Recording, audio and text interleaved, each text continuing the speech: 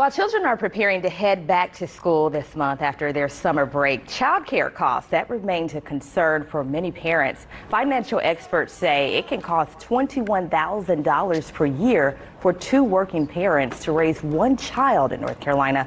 Local financial professional Wes White, he is the founder of Patriot Wealth Management out of Raleigh. He joins us to talk about the rising cost of raising a family and how you can prepare. Thank you so much for being with us, Wes. Thank you for having me. Many parents that I spoke with, they tell me that it is so stressful paying for childcare, especially for a single parent. Why does it cost so much to raise a child, and why does it keep rising? Well, my wife and I are parents to three young boys and certainly understand this all too well, but they're worth every penny.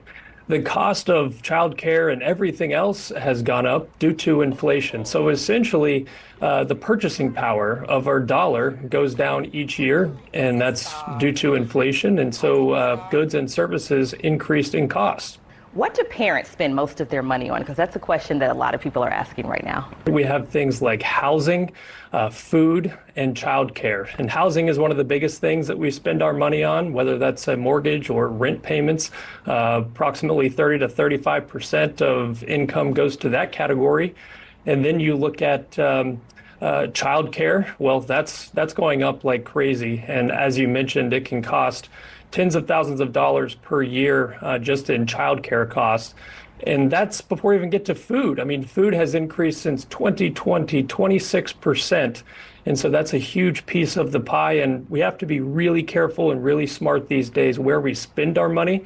Because if we're spending too much money on takeout food and items like that, then that can take even larger portion of our budget. Yeah, we all love to eat out. I know I do, but it's very important for people to be careful when you're talking about your budget. And everything that you just mentioned, that doesn't even include the cost of college.